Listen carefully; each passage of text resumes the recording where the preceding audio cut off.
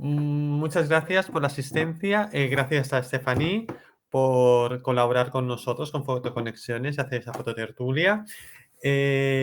Y Stephanie es doctora en Historia del Arte por la Universidad Complutense de Madrid y hoy va a presentar su tesis sobre mujeres y fotografías en el siglo XIX español. Entonces, para presentar a Stephanie tenemos a Mari Santos, que es una que la conoce mejor y nos hará una breve introducción. Pues cuando quieras, Mari Santos. Vale, muchas gracias. Buenas tardes. Buena tarde.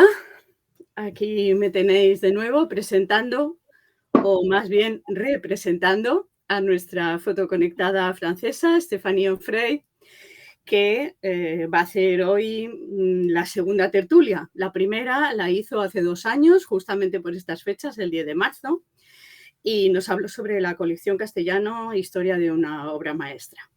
Aquella charla tenía que ver con la tesis doctoral que ella estaba haciendo entonces en la Universidad Complutense de Madrid con Concha Casajús y con Juan Miguel Sánchez Vigil.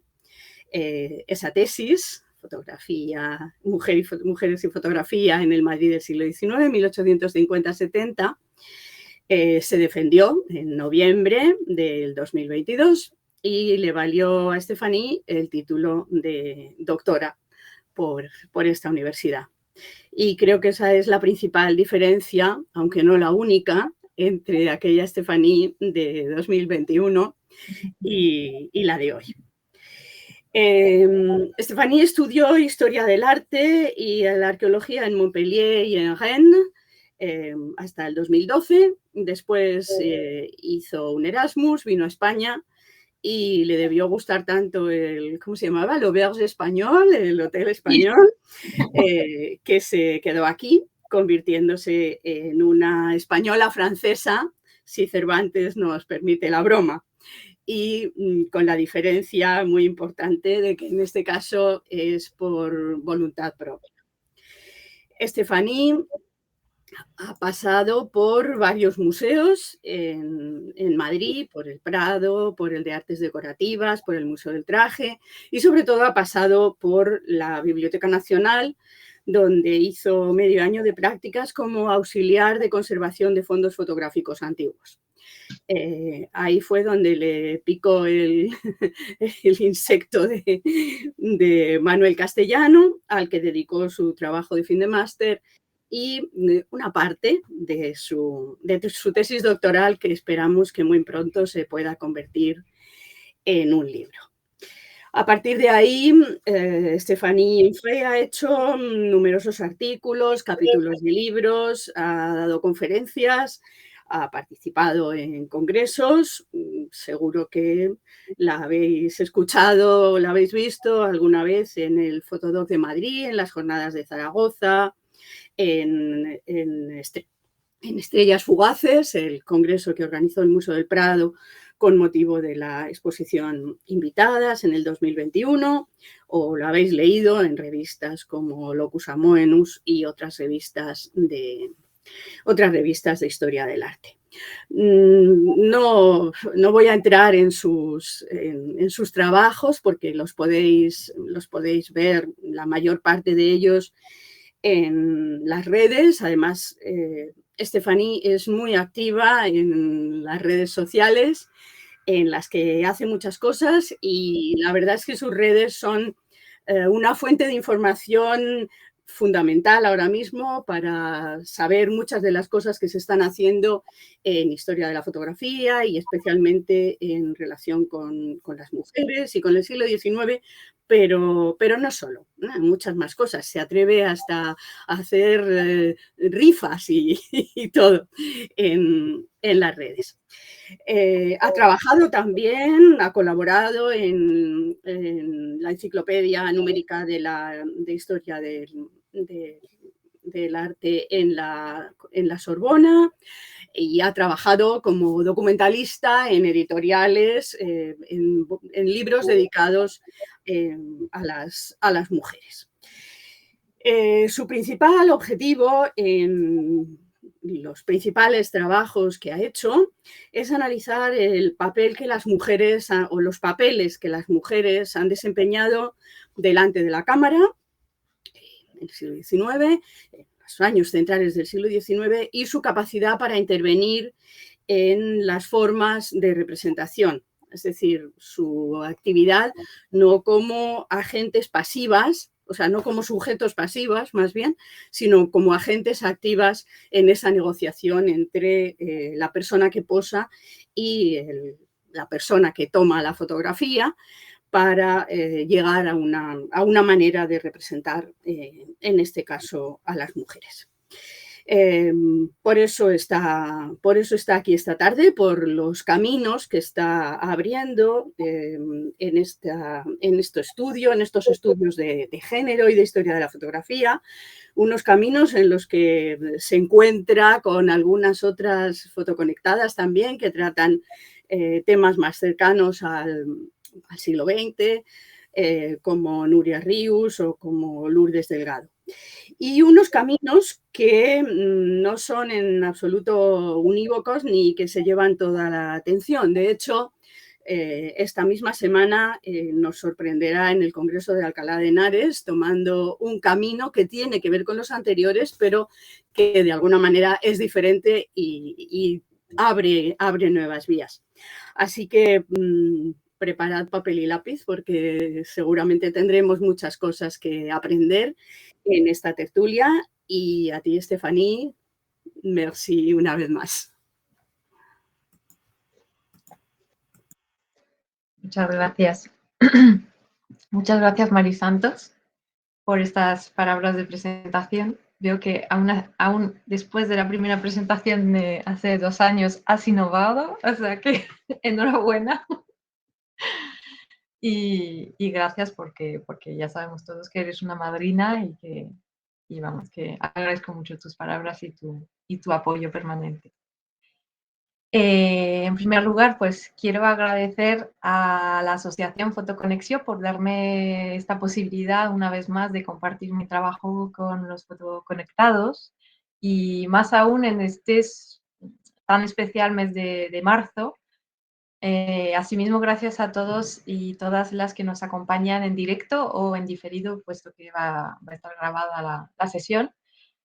El trabajo que presento hoy sobre mujeres y fotografía en el siglo XIX español, como lo ha comentado Mari Santos, es parte de mi tesis doctoral que he defendido hace unos meses en la Universidad Complutense de Madrid. Y surge de una atracción hacia 3 cuestiones complementarias, que serían la historia de la fotografía, los estudios sobre el género y su representación en el siglo XIX y el estudio del patrimonio fotográfico español. Pero sobre todo nace de un deseo de actualizar el relato construido acerca de la presencia de mujeres en la historia de la fotografía española, tratando de llevar el foco sobre otras prácticas e influencias que quizá no habían sido tomadas en cuenta hasta ahora, o por lo menos no suficientemente en cuenta. Pues cuando sí se ha mencionado la importancia que tuvieron las mujeres dentro del proceso de configuración del medio en el siglo XIX, se ha hablado de lo que entonces se consideraban como usos activos que necesariamente pasaban por la toma de la imagen y a menudo por el ejercicio profesional de la fotografía. Hoy me gustaría mostrar que no necesariamente es así y que el arco iris contiene una infinidad de colores. Por antelación me disculpo porque este planteamiento es un tanto difícil de resumir en una hora de tiempo, sobre todo en lo que concierne a los planteamientos teóricos que fundamentan la tesis, pero afortunadamente al final de la fototertulia tendremos un momento para intercambiar, por lo que no dudéis en apuntar las preguntas que os vayan surgiendo. Desde época temprana, la fotografía destacó en la cultura popular como una aliada de la modernidad, capaz de ofrecer nuevas herramientas de representación a los estratos más humildes de la población. Pero se ha señalado con mucha menos frecuencia la importancia que el medio tuvo dentro de la configuración de los roles asociados con el género en el siglo XIX. Y en efecto, la fotografía desplazó las fronteras entre los sexos, posibilitando una novedosa capacidad de acción para las mujeres. Por primera vez, ellas tuvieron acceso a un medio de expresión cuyo alcance no se ceñía al ámbito privado y que se transformó en el catalizador de una nueva subjetividad femenina. No obstante, el entusiasmo que las mujeres sintieron por la fotografía también fue importante para la propia expansión del medio, y seguir obviando el papel fundamental que ellas desempeñaron en su desarrollo técnico, social, cultural y artístico, deja de lado uno de los aspectos más relevantes de su historia. Por lo tanto, mediante esta tesis lo que he tratado de ofrecer era una visión global de los inicios de esta conexión que las mujeres mantuvieron con la cámara, ya sea como fotógrafas, retratadas, coleccionistas o simples consumidoras. Para ello me he interesado por los primeros años de estabilización de la fotografía comercial en España, una época caracterizada por el éxito del formato en la tarjeta de visita entre 1850 y 1870. Aunque no vaya a expandirme mucho sobre este tema del que traté en una anterior fototertulia disponible en la web de Fotoconexión, que os recomiendo visitar, he centrado mi investigación sobre el estudio de los álbumes fotográficos de la colección Castellano, que están conservados en la Biblioteca Nacional de España. Esto me ha permitido establecer un marco geográfico concreto en torno a la ciudad de Madrid. Hoy día, cuando se menciona la colección Castellano, se habla en parte del conjunto de álbumes de fotografías que, tras haber pertenecido a Manuel Castellano, un pintor decimonónico, acabaron custodiados en la Biblioteca Nacional, conformando una de las colecciones más ricas en su género. Concretamente, la parte fotográfica de la colección se compone de unos 22.000 fotografías, divididas en 24 álbumes, 22 de los cuales son tomos de retratos. En total localicé unos 21.139 retratos, exactamente. Un 44% de estas imágenes son retratos que representan por lo menos a una mujer, mientras que en un 87% de ellos las mujeres se enfrentan solas a la cámara.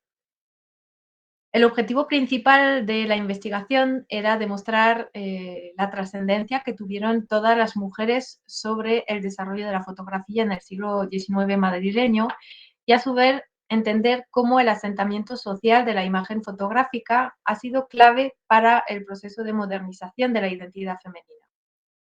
Otros de los grandes objetivos de esta tesis ha consistido en prestar una especial atención a la labor de las fotógrafas, pero también de cualquier trabajadora que haya contribuido a la organización de los estudios o al desarrollo de un nuevo lenguaje fotográfico. Creo, y somos varias en pensarlo, como bien podría confirmar Mari Santos García Ferguera, que la falta de interés a la hora de documentar la presencia de mujeres en las galerías ha forjado la idea errónea según la cual ellas apenas habían participado en la aventura. Ante ello, he tratado de exponer las diferentes circunstancias por las que la mayoría de estas profesionales se vieron excluidas de los canales de difusión oficial e institucionales, y de este modo he querido definir los diversos oficios que desde muy temprano fueron ocupados por mujeres, desde fotógrafas a retocadoras, iluminadoras o simplemente las auxiliares encargadas de la preparación de las placas, del positivado, de la fijación de la imagen sobre cartulinas, de la recepción y del asesoramiento del cliente, o incluso de tareas de mantenimiento y de limpieza. Traté en particular de visibilizar la labor y el protagonismo de las fotógrafas profesionales, revalorizando su papel como divulgadoras y experimentadoras del medio en España, comprendiendo además que muchas de ellas habían desaparecido bajo los títulos de señoras, madres, hijas o hermanas de fotógrafos. Este último aspecto fue especialmente representado en la colección Castellano. Así, personalidades como Sebastiana Vaca y Mesa, esposa de Eusebio Cullá, Alejandrina Alba, segunda esposa de José Martínez Sánchez, o Fernanda Pascual, mujer de Antonio García, llegaron a jugar un papel determinante en la construcción de la carrera de sus maridos o del prestigio del gabinete familiar, a pesar de no haber recibido ningún reconocimiento histórico por ello. El caso de Fernanda Pascual, cuya labor no ha trascendido hasta fechas muy recientes, es de nuevo típico del descuido que sufrieron las figuras femeninas en la concepción de la historia de la fotografía española. Quizá la pista más desaprovechada para investigar a la fotógrafa es un inconfundible retrato suyo conservado en la colección Castellano, donde aparece cerca de una cámara fotográfica. En ningún momento dicho retrato había sido identificado como el de Fernanda Pascual, a pesar de haber sido incluido en varias publicaciones desde finales de los años 1990, y sobre todo pese a las anotaciones que debajo de la imagen indicaban la mujer de Antonio, el fotógrafo del infante don Sebastián. De hecho, incluso llegó a ser mencionado como posible retrato de otra fotógrafa, Alejandrina Alba. En realidad, su efigie aparece en 6 ocasiones en el conjunto de álbumes y es gracias a otras imágenes donde posa junto a su marido Antonio García que pudimos confirmar su identificación. Este atrajo un poco más la atención por haber sido el gerente del estudio del infante don Sebastián Gabriel, instalado en la calle Alcalá número 54, y antes de ello ayudante de José Martínez Sánchez. Aunque el mencionado retrato fotográfico de Fernanda Pascual deja escasas dudas en cuanto a su labor fotográfica y a su intención de reivindicarse como fotógrafa, otros documentos nos permiten también confirmar este aspecto. La primera mención a la fotógrafa se halla en el archivo del infante, que recoge su nombramiento como auxiliar del gabinete fotográfico en septiembre de 1874. Y este nombramiento se confirma rápidamente mediante los sucesivos viajes a Aranjuez, San Sebastián, San Ildefonso, en los que Antonio García y Fernanda Pascual aparecen como miembros del gabinete fotográfico. El registro del salario cobrado por ella como ayudanta de fotografía, una nómina de 320 reales en julio de 1865, indica que percibía un sueldo similar al de un obrero calificado masculino, algo extremadamente raro en la época, en particular para una mujer, y que respondía seguramente al componente real de su función. Por otra parte, el padrón de 1865, en el que no consta ningún pago de alquiler para la habitación del bajo de la calle Alcalá 54, en la que la pareja vivió durante una temporada, nos deja suponer que ésta pudiese contar con beneficios complementarios. Al contrario del de Antonio García, el reconocimiento de Fernanda Pascual como profesional no aparece reflejado en su hoja de empadronamiento, y este dato nos lleva de nuevo a pensar que para una mujer casada no convenía o no era considerado como necesario indicar ninguna profesión en este tipo de documentación oficial, al contrario de la doncella que vivía con el matrimonio. A pesar de ello, el papel de Fernanda Pascual en el estudio parece haber evolucionado a lo largo del tiempo, pasando de ayudanta de fotografía en 1865 a fotógrafa en 1868. Por desgracia, el segundo exilio del infante Sebastián interrumpió esta relación profesional sin que a día de hoy dispongamos de más datos para seguirle la pista. No obstante, y a modo de hipótesis, apetece mucho pensar que Fernanda Pascual hubiese sido rodeada de otros profesionales, entre las que podría incluirse Alejandrina Alba, pues lo más probable es que ambas mujeres hayan coincidido en el estudio de Martínez Sánchez. Con este pequeño caso, al final vemos que sí han habido mujeres fotógrafas y que sí realmente ha habido un problema tanto a la hora de documentarlas en el siglo XIX como a la hora de rescatarlas en nuestros días. Una vez que me había acercado a la vida de los estudios, también quise interesarme por la figura de la fotógrafa aficionada y la categoría de fotografía doméstica, aunque estas estén siendo investigadas con más profundidad por historiadoras como Nuria Ríos, Lourdes Delgado o Blanca Torralba. Ambas parten de un simple deseo de documentar las narrativas cotidianas dentro del ámbito privado, imponiéndose paulatinamente en la vida diaria de las familias. La idea era, por lo tanto, reivindicar la práctica amateur para las españolas, que en grandes ocasiones ha sido considerada como inexistente, principalmente por su falta de representación en las instituciones públicas. En realidad, esta actividad responde a un patrón muy claro, involucraba a mujeres que solían provenir de un ambiente sociocultural elevado, disponiendo de un capital económico relativamente alto. La falta de fuentes directas siempre ha llevado a pensar que la afición de las fotógrafas, de las españolas, perdón, fue un tanto más tardía o discreta que la de sus homólogas francesas o inglesas, situándose presumiblemente su explosión entre finales del siglo XIX y principios del siglo XX. Carmelo Vega ha demostrado que varios fotógrafos, entre los que destacaba Antonio Canovas, habían lamentado públicamente este hecho, y cito: "Conozco a muy pocas con el heroísmo suficiente para arrostrar las prolongadas oscuridades del laboratorio, la nociva influencia de ciertos productos sobre la piel y la aparición en público con una cámara fotográfica". Por desgracia, aquí Canovas deja claro su desconocimiento de las razones sistémicas que pudieron provocar semejante desproporción, y tal como se lo reprochó un lector o una lectora unos meses más tarde, tampoco supo disfrutar de la posición privilegiada que entonces ocupaba como director y propietario de la revista La Fotografía para poner luz sobre los ejemplos que contradecían sus teorías. De nuevo cito: "En el artículo de Gran Vía no cita usted nombres de aficionadas y crea que más de una he visto yo armada de codoco y fotojumel. Y basta con Angelita Patilla, condesa de Polentinos y mil más, ¿eh? Formol".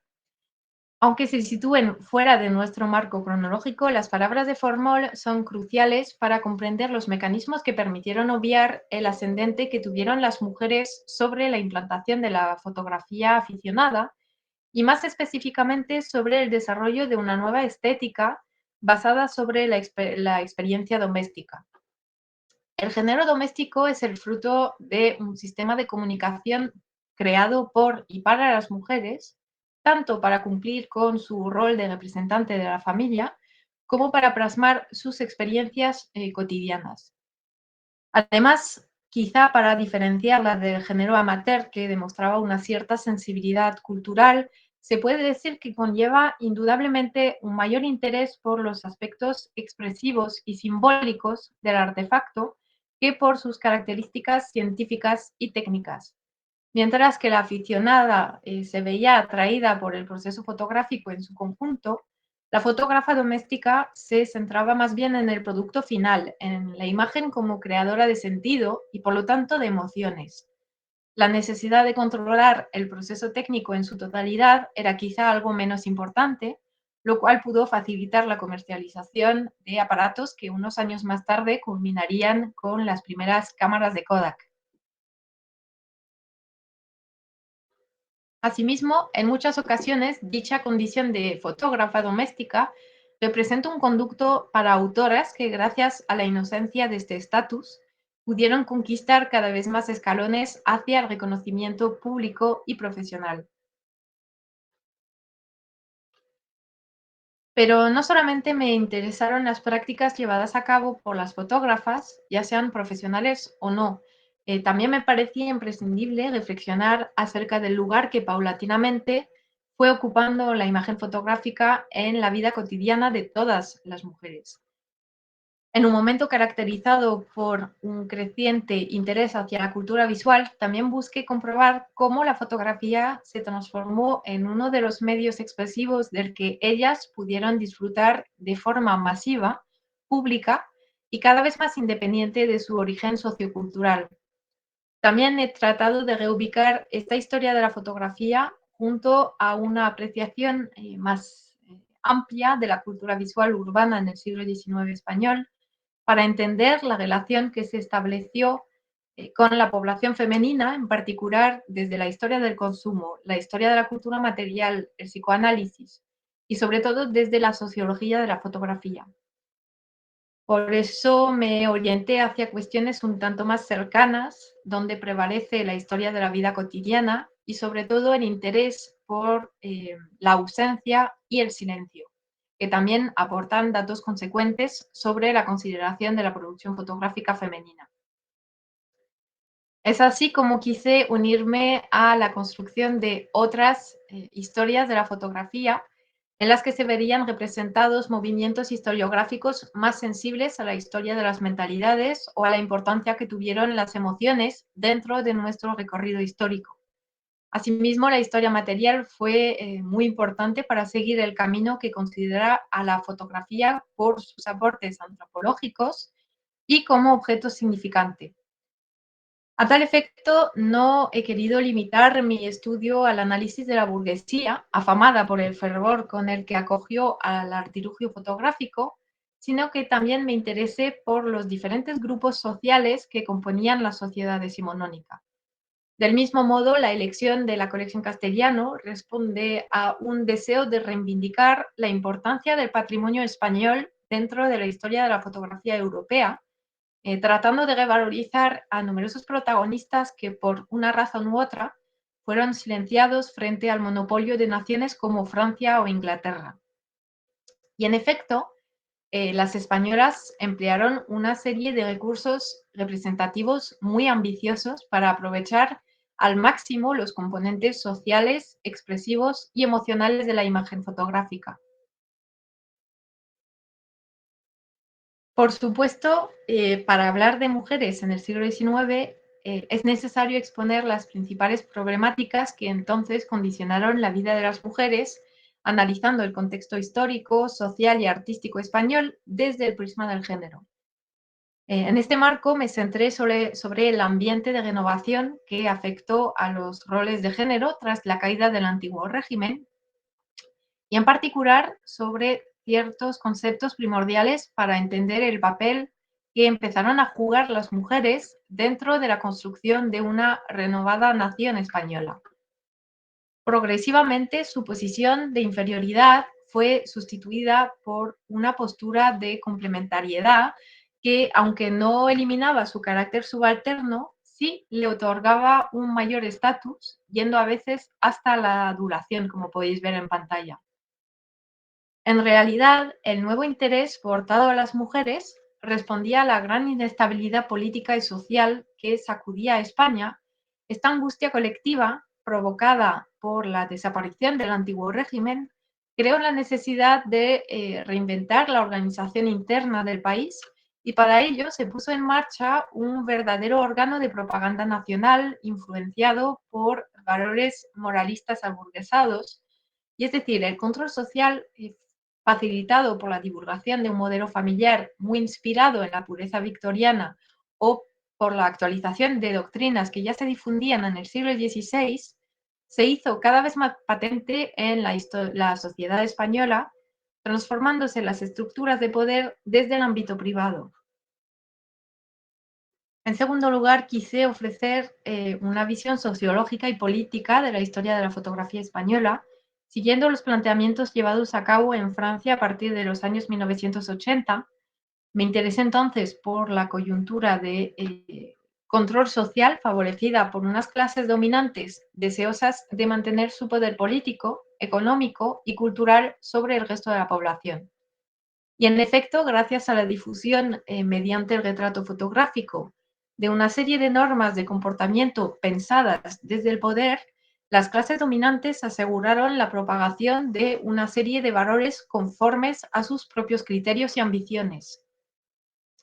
En este aspecto, este aspecto transformó la imagen fotográfica en una herramienta accesible a una amplia mayoría de la población, pero cuyo gusto se vio esencialmente alfabetizado desde el poder en un deseo de cohesión y uniformidad visual. Por otra parte, en este periodo, caracterizado por un fuerte éxodo rural, la fotografía respondía a un deseo de clasificar socialmente a las poblaciones en las cuales las altas esferas no se reconocían, siempre con el propósito de acabar dominándolas. Evidentemente, esta homogeneización social tenía sus límites, fijados por el margen que separaba la copia del original, y se impusieron una serie de códigos implícitos primordiales para la delimitación de las clases entre sí. Frente a ello, hemos de plantearnos cuál fue la estructura que realmente sostuvo todo este mecanismo, que en mayor medida regía la sociedad de manera inconsciente. Y a este propósito, muy esclarecedores son los escritos de Michel Foucault, quien en Vigilar y castigar niega la idea simplista del poder como superpotencia autosuficiente, únicamente alimentada desde las clases dominantes. El filósofo presta más atención a la masa dominada, cuya implicación resulta imprescindible para asegurar su propio sometimiento. Foucault convierte entonces la idea de disciplina y autodisciplina, en el caso que tratamos hoy, como el sostén de ese mecanismo de dominación, definiéndola, cito, como una política de las coerciones que constituyen un trabajo sobre el cuerpo, una manipulación calculada de sus elementos, de sus gestos y de sus comportamientos.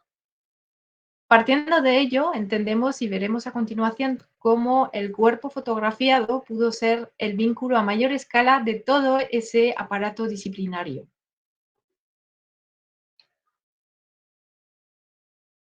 Todo este proceso de reorganización social explicaba en parte la inusitada libertad expresiva que adquirieron las mujeres al ser autorizadas e incluso incitadas a acudir al estudio fotográfico solas o acompañadas. Me pregunto entonces cuál era ese interés tan potente que acababa de ofrecer nuevos caminos de libertad a unas mujeres que tendían a verse cada vez más encerradas en su papel de esposas y de madres. Aquí, de nuevo, es necesario abrir un pequeño paréntesis sobre la conformación de una novedosa identidad femenina a partir del siglo XIX. Trataré de ser lo más concisa posible. Sabemos que desde finales del siglo XVIII y sobre todo en el siglo XIX se reestructuraron las identidades sexuales bajo dos lemas indivisibles: las construcciones de lo masculino y sobre todo de lo femenino, atribuyéndose una serie de roles a cada grupo. Estas identidades estaban en realidad basadas en un proceso de evolución que se originó durante la prehistoria y en la que, como lo cuenta Almudena Hernando en su libro La fantasía de la individualidad, se empezó a formular una diferenciación ocupacional basada en el sexo. Así, y sin entrar en detalles, aunque os recomiendo con efusión los diferentes estudios que Almudena Hernando ha dedicado a la materia, a medida que iban surgiendo los diferentes avances tecnológicos que nos llevaron a la sociedad contemporánea tal y como la conocemos, las mujeres desarrollaron una identidad basada en aspectos relacionales de la condición humana, quedándose supeditadas a los hombres que, gracias a ello, veían posible una evolución hacia la individualidad y el cada vez mayor control del mundo que les rodeaba. Esta individualidad masculina, basada en el yo, en la mente y en el progreso, se diferenciaba de las identidades relacionales femeninas que tenían más que ver con las emociones, los vínculos en el seno de la comunidad y las acciones recurrentes, cotidianas. En realidad, el orden patriarcal no es más que el reflejo de toda esta construcción social que posibilita la emancipación de un grupo a costa de la sumisión del otro, y por lo menos hasta que la modernidad dificulte el mantenimiento de este sistema. Con modernidad hablo, por supuesto, del siglo XIX y de la necesidad de renovar las bases de una sociedad encaminada hacia la implantación del capitalismo, basado en el intercambio de bienes tras el fracaso del antiguo régimen. Para que este modelo capitalista funcione plenamente, las mujeres ya no podían vivir alejadas de las esferas de producción y debieron incorporarse al esfuerzo colectivo, por lo que surgió una tendencia de emancipación colectiva para las mujeres. Aquí es donde entraría la fotografía. A través de la observación del conjunto de la cultura visual de la época, pero sobre todo de los retratos en carte de visite, pude constatar que las mujeres emplearon estrategias que les permitía existir individualmente mediante una orquestada plasmación de su condición relacional e unificadora. Y esta reflexión me permitió establecer patrones que me hicieran comprender los recursos de autorrepresentación empleados por las mujeres, determinando la trascendencia que éstas tuvieron en la difusión y reproducción de modelos visuales afines a dicha ideología de la diferenciación sexual. Este aspecto me ayudó a comprender que, al fin y al cabo, las mujeres y la fotografía conformaban dos caras de una misma moneda, algo especialmente visible en la cultura visual de la época, donde las mujeres aparecen en diversas ocasiones como alegorías de la fotografía, pero también como verdaderas tarjetómanas. Me acerca asimismo a la experiencia de las retratadas para demostrar cómo la fotografía fue considerada por las mujeres como una herramienta ideológica crucial para llevar a cabo la construcción de una nueva identidad basada en la cristalización de su feminidad, es decir, en la plasmación masiva y pública de una subjetividad encubierta. Siguiendo estas consideraciones, era importante definir la relación existente entre las mujeres y el fotógrafo comercial, poniendo luz sobre las estrategias empleadas por las mismas a la hora de posar o sobre el culto a la personalidad que situaba al fotógrafo en la cúspide del proceso creativo, cuando en realidad no necesariamente era el caso. Puse en relieve la sistemática negociación que tenía lugar en las galerías fotográficas entre una visión masculina materializada por el ojo del fotógrafo y el creciente deseo de emancipación expresiva de las mujeres. Ante ello, analicé ciertas representaciones fotográficas de mujeres a partir de las imágenes conservadas en la colección Castellano, y a su vez comparé estas efigies con el conjunto de la cultura visual de la época para reivindicar la influencia que tuvieron las mujeres sobre la conformación de su propia imagen pública. En este sentido, delimité varias tipologías y usos fotográficos y expondré aquí una selección de los mismos. Al igual que en el resto de las actividades cotidianas, para las mujeres, las sesiones fotográficas se estructuraban según una serie de normas regidas desde la ideología dominante, siendo, por supuesto, uno de los pilares la búsqueda de la belleza como uno de los ideales de feminidad. De hecho, ciertos profesionales no tardaron en dirigir su propaganda directamente a un público femenino. Otros comerciantes disfrutaron de la sinergia existente entre las mujeres y la cámara para promocionar sus productos y servicios, en particular cuando estos estaban asociados al culto de las apariencias, y fue, por ejemplo, el caso de las peluquerías, hasta el extremo de anticipar recursos que conocemos muy bien hoy día.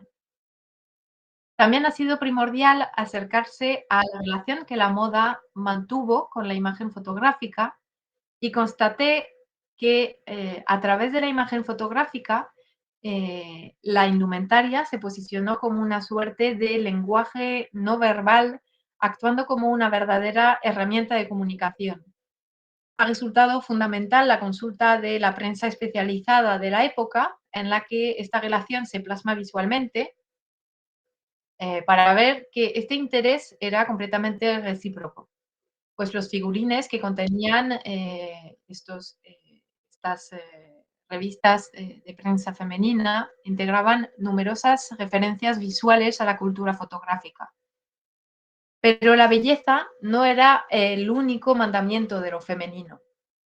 Los álbumes fotográficos de la colección Castellano no solo son especialmente interesantes por la variedad de tipos que presentan, diferenciando las actitudes en función del sexo de la persona retratada, sino porque estas actitudes o poses involucraban un amplio conjunto de objetos cuyos significados subrayaban las intenciones iniciales del retratado. Hablamos, por ejemplo, aquí de abanicos, de sombrillas, de pañuelos, de labores. La religión también tenía un puesto de honor en toda esta iconografía de lo femenino, lo cual se ve reflejado en muchos retratos de mujeres de todas las edades. Ciertas actividades sociales como los bailes, paseos, o partidas de caza también se veían representadas como partes de un ritual de feminidad, en particular por miembros de la aristocracia madrileña, y de nuevo, comparándolas con la cultura visual de la época, estas fotografías nos aportan muchos detalles acerca de la organización y sobre todo de los significados que estos actos cobraban en un mundo caracterizado por el culto a las apariencias. Sin embargo, conscientemente o no, una gran parte de este proceso de plasmación visual de la feminidad se trataba en realidad de lo que ha venido a definirse como una mascarada, es decir, una estrategia performativa que a largo plazo fue empleada por las mujeres para incluirse dentro del espectro sociopolítico contemporáneo, simulando en cambio su exclusión del mismo. Ante ello nos sorprende el protagonismo que tuvo la máscara en varias de estas imágenes. En este sentido, es crucial observar que algunos de estos retratos llegaban a tener funciones que sobrepasaban la simple demostración del poder adquisitivo o de ocio, sino que se transformaron muy pronto en vectores de una imagen cada vez más profesional para las mujeres, algo que fue muy evidente en ámbitos como el mundo del espectáculo o en otros sectores como el del servicio doméstico. A la vez que me interesé por las representaciones fotográficas de mujeres, empecé a acercarme a algunos fenómenos que a mi juicio iban más allá de la propia imagen fotográfica, tratando de apreciar la fotografía como un medio híbrido que no siempre se limita al propio ejercicio de la misma o al hecho de ser retratado. He considerado lo que he nombrado manifestaciones metafotográficas que van más allá de la fotografía, en la que podían percibirse las cualidades trascendentales atribuidas a la imagen fotográfica por parte de la población. El objetivo era poner de relieve el desarrollo de nuevas lógicas visuales muy relacionadas con la sensibilidad burguesa y la devoción familiar, que confirieron una mayor densidad emocional y estética al proceso fotográfico. Esta serie de prácticas asociadas con la propia materialidad de la fotografía posibilitó una novedosa comunicación simbólica y afectiva mediante la imagen, favoreciendo su desarrollo como un medio expresivo y permitiendo el alcance de una dimensión cada vez más artística. La consideración de los álbumes resultó, por ejemplo, imprescindible para comprender el verdadero impacto que tuvo el medio sobre la construcción de una renovada identidad colectiva y en particular para las mujeres.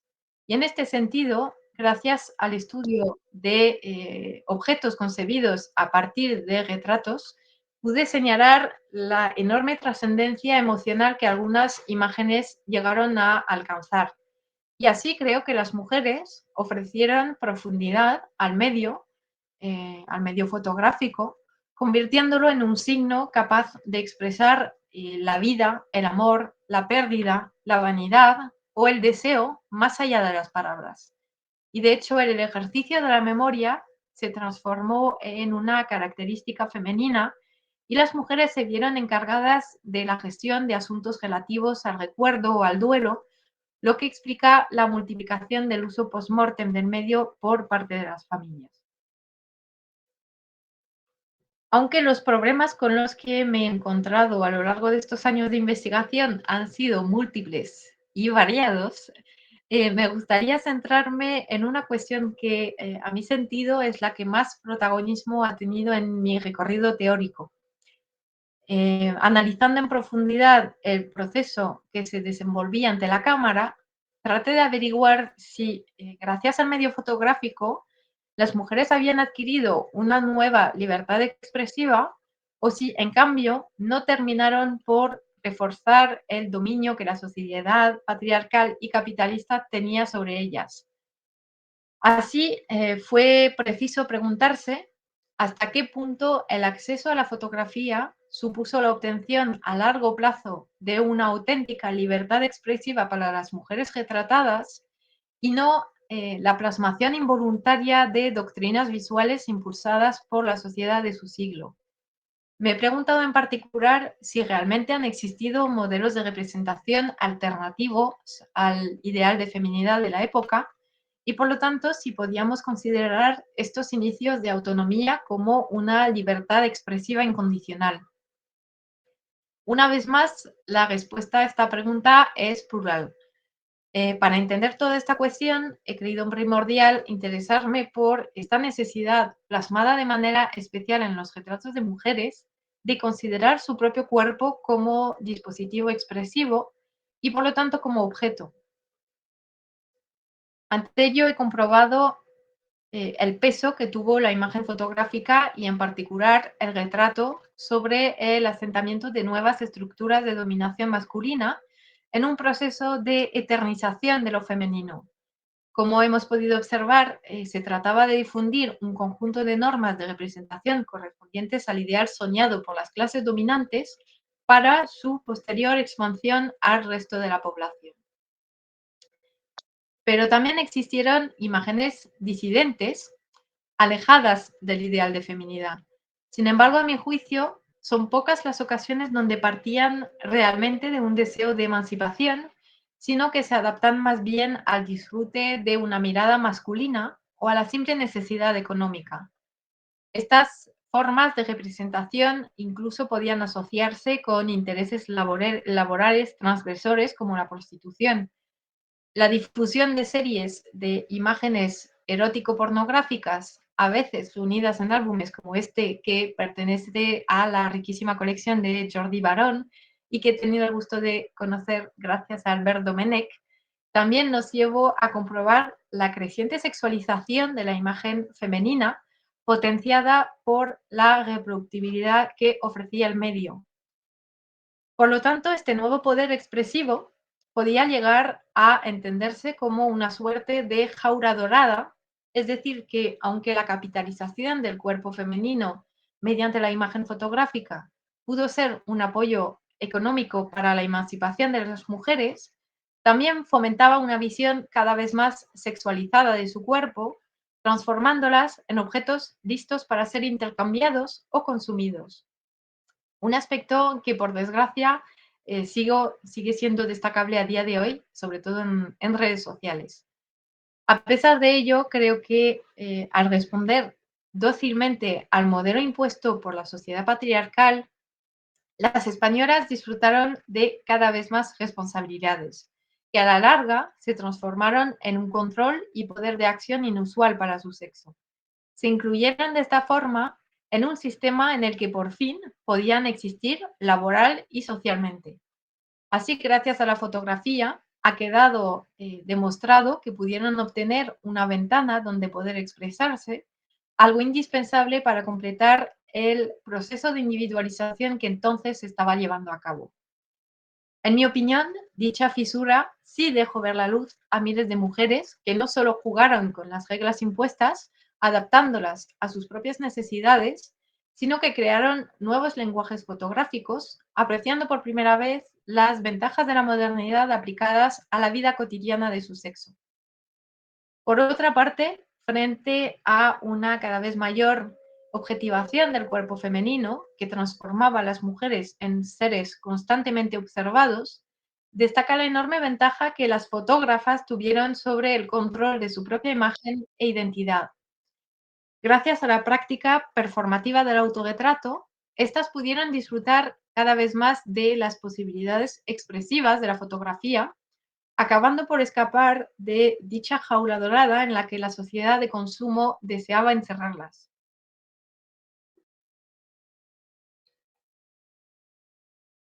En conclusión, mediante esta tesis he tratado de entender el alcance de la relación que existía entre las mujeres y la fotografía en el siglo XIX español. Aprendiendo la importancia que tuvieron las mujeres para el desarrollo de la fotografía, ha sido mi propósito demostrar que, sorprendentemente, la cámara resultó igual de trascendente para la modernización y mejora de la condición femenina. Por ello, era primordial revalorizar el estatuto de retratada, oponiéndolo al de mero modelo sin voz, de manera a entender cómo éste desvela en realidad las numerosas tensiones relacionadas con la imagen pública de las mujeres. En efecto, ellas entendieron muy pronto el potencial comunicativo del lenguaje fotográfico, del que conocían todos los códigos, advirtiendo algunas aplicaciones profesionales, políticas, pero también matrimoniales. Y desde mi punto de vista, mediante la materialización y difusión de su propia imagen, ampliaron y sellaron todo un conjunto de símbolos asociados con el ideal de domesticidad, de castidad, de buen gusto, de belleza y de educación. Se trataba en realidad de afirmar el papel estructural que ellas habían conquistado desde los inicios de la modernidad. Del mismo modo, espero haber expuesto con detalle la importante revolución del panorama visual femenino que acompañó la llegada de la fotografía y que creo posibilitó su difusión rápida y masiva. Asimismo, con el fin de seguir modernizando el todavía joven estudio de la fotografía como medio expresivo femenino en el siglo XIX, me he interesado por otras formas de comunicación fotográfica, todas desarrolladas por y para las mujeres. Estos artefactos ponían de relieve los significados sentimentales que se atribuyeron a la fotografía y creo que eran el signo de la necesidad de mantener enlaces simbólicos entre las personas pertenecientes a un mismo grupo, reivindicándose como colectivo ante una cada vez mayor individualización de la sociedad. De nuevo, las mujeres lideraron estas iniciativas.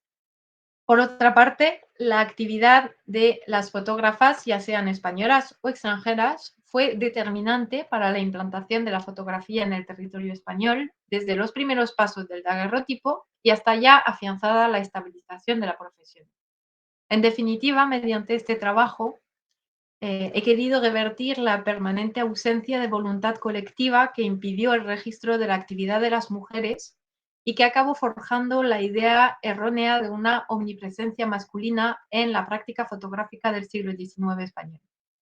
Muchas gracias.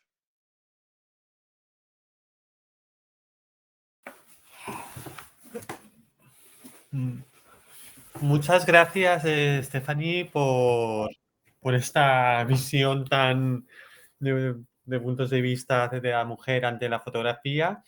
Y si alguien tiene alguna pregunta, que levante la mano y lo hacemos en orden. Y que encienda el micro, poco a poco. ¿Alguna pregunta?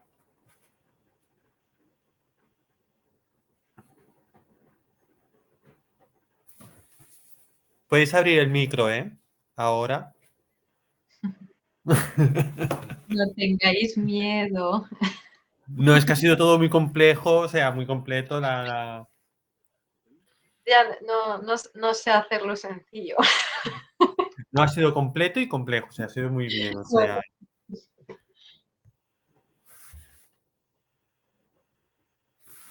No sé. Buenas tardes, no sé si voy a romper el hielo porque soy profesora y sé que cuesta muchísimo romper el hielo. Así que encantada, Stephanie, por fin de conocerte. Yo soy Rebeca. Me ha parecido súper interesante todo lo que has explicado, pero me gustaría que profundizaras un poquito más cuando hablabas de que esas mujeres que posaban estaban reivindicando ciertos roles y ciertos posicionamientos.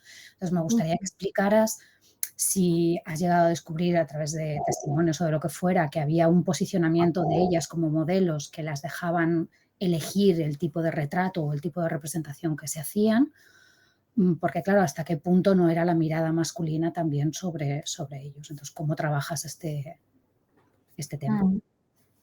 Por desgracia no existen testimonios. Al fin y al cabo es digamos, es más a través del análisis de las imágenes. Hay algunas imágenes que también tienen sentido, digamos, a nivel, cuando analizas un poco la biografía de la retratada. En este caso, la colección Castellano es bastante útil porque en muchas de las fotografías tenemos la identidad de las retratadas. Y analizando un poco la biografía, vemos que, por ejemplo, utiliza una indumentaria que tiene que ver con marido o con su propia familia. Entonces son detalles así que al fin y al cabo muestran que había, sí, había una voluntad propia para las retratadas. También hay testimonios, digamos, no propios, sino crónicas de la época, autores que sí hablan del capricho de las mujeres, pero también de los hombres en los estudios y en algunos tratados de la época, también hay en tratados franceses en este caso, hay fotógrafos que directamente abandonan. O sea, no se quieren meter, dicen, el cliente tiene toda la razón, la clienta en particular tiene toda la razón, y esto lo dejan por escrito. Lo dejan, por ejemplo, por escrito Mayor y Pearson, unos fotógrafos franceses que pertenecen justo al estudio que retrató o donde se retrató la condesa de Castiglione por los que la conocen. Entonces, sí, son pequeños, digamos, pequeños indicios, pero que unidos todos juntos, yo creo que sí demuestran pues una subjetividad propia y el deseo de ponerla, de compartirla. Muchísimas gracias. Creo que ha sido muy interesante toda la presentación. Muchas gracias. Si queréis abrir las cámaras. Sí, también Claro. podemos abrir las cámaras para que nos veamos las Sí, caras. Joan. Que no sea tan frío todo. Rebeca, no te he visto, por ejemplo. Ah, Rebeca, claro, sí. Hola, Rebeca. Acabé de darme en cuenta, vale. ¿Alguna pregunta más?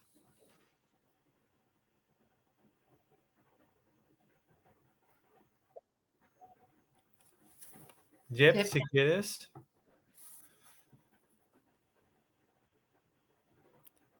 Si abres el micro. Vale. Buenas tardes, Stephanie. Hola, Jeff. Ahora. Bueno, me ha parecido una exposición espléndida y que tendré que escuchar con detalle una vez más y otra vez más y al final ir a por la tesis, ¿no? Bueno.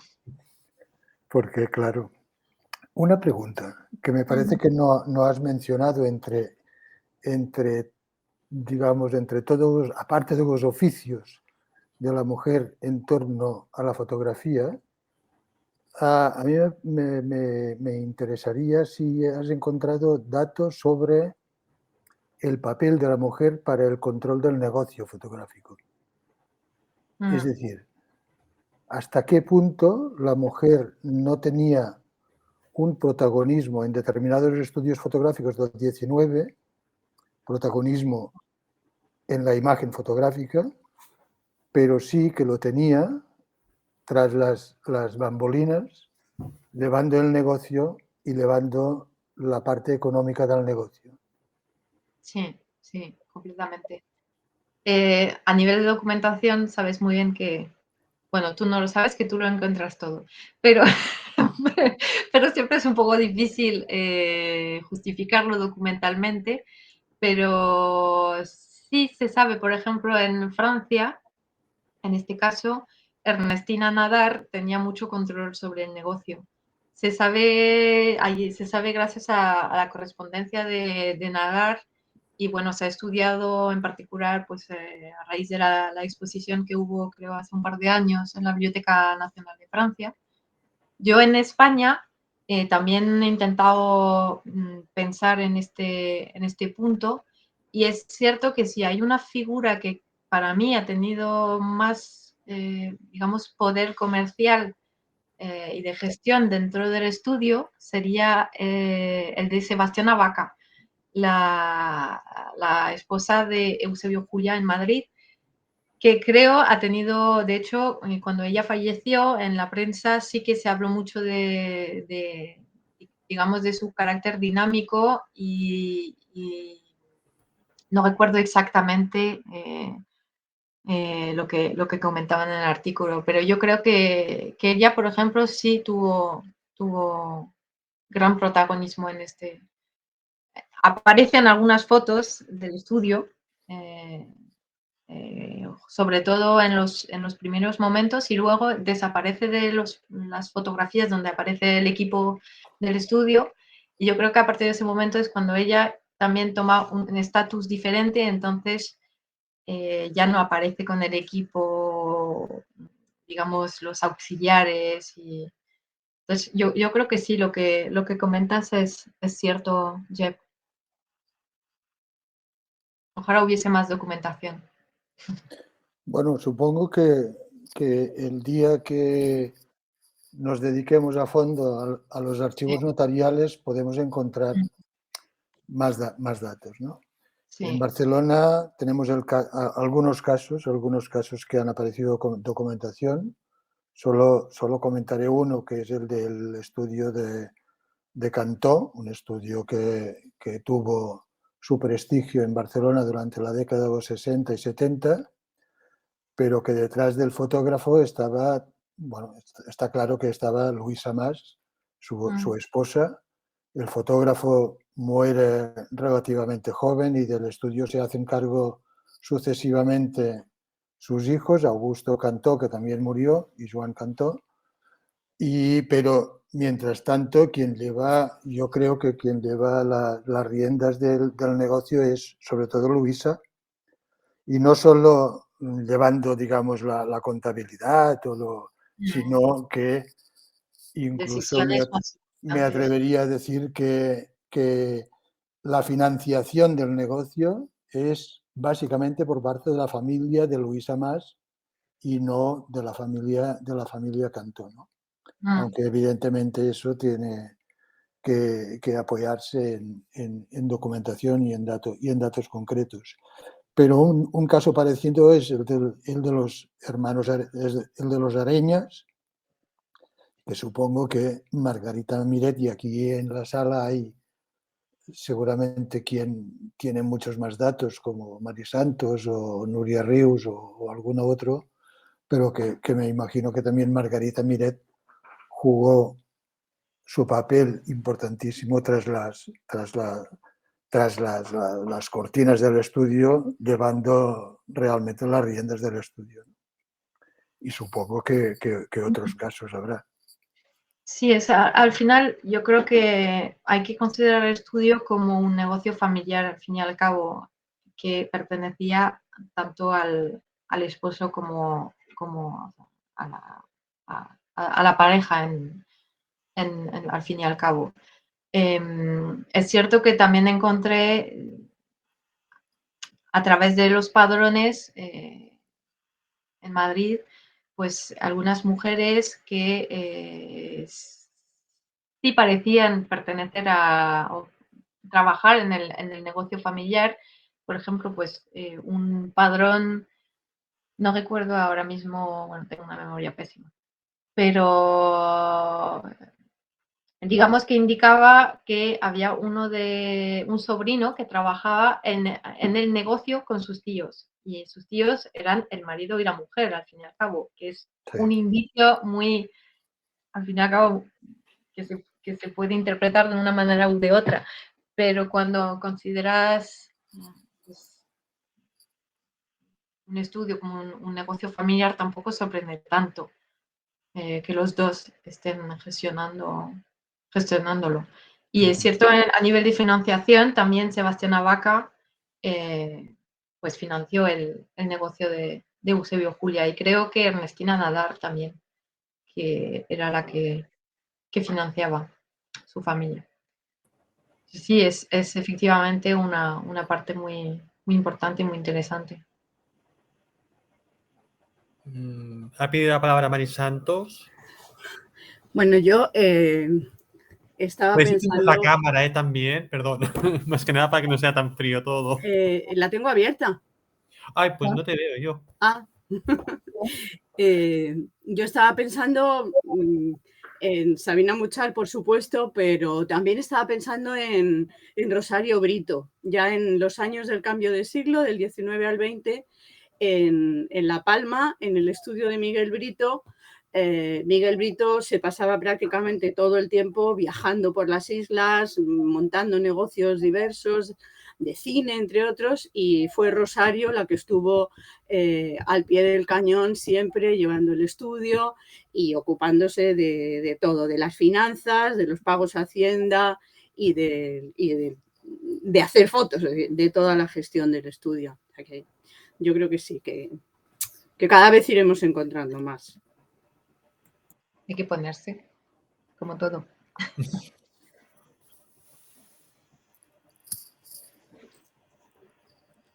¿Alguna pregunta más?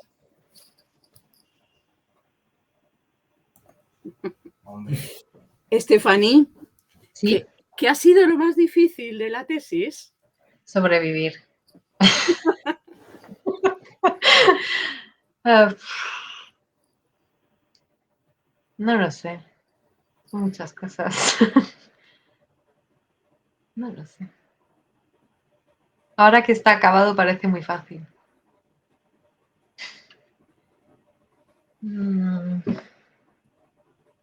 Yo diría quizá lo que he planteado como problema, un poco intentar también no dejarme llevar demasiado por la imaginación, porque es muy fácil interpretar una foto de una manera u de otra. Depende también mucho del historiador, al fin y al cabo. Y entonces intentar realmente encontrar una base teórica que pueda sustentar todo esto. Ponerme a leer a Foucault, sí, sin duda. Sin duda ha sido Foucault lo más difícil. A mí lo que me ha sorprendido mucho son que los pintores y los ilustradores tuvieran esa voluntad de retratar a esa vida bueno, esa vida de la mujer en torno a la fotografía, porque una cosa es la fotografía y lo que mueve todo el mundo de la fotografía, y otra cosa es los pintores, que son una cosa externa a la fotografía, bueno, que cuesta más, que intentarán tener esa capacidad, bueno, y ese interés por retratar ese mundo y que quede reflejado, porque en tu presentación hay muchas imágenes de cuadros y de ilustraciones sobre eso, y eso me ha parecido muy interesante. Dices caricaturas o... Sí. Sí. Sí, es que al final era un medio que interesaba la opinión pública, al fin y al cabo. Entonces había demanda, yo creo, para representar este tipo de temas. Muchas veces desde el humor. Desde el humor. Las caricaturas o sí, de por sí incluyen humor, pero a ver si pasa. No sé si tenéis todavía la pantalla compartida, creo que sí. O esta, por ejemplo. No, creo que has dejado de compartir ahora, la pantalla. Has cerrado ahora. Ah, he cerrado. Bueno, pues os lo perdéis.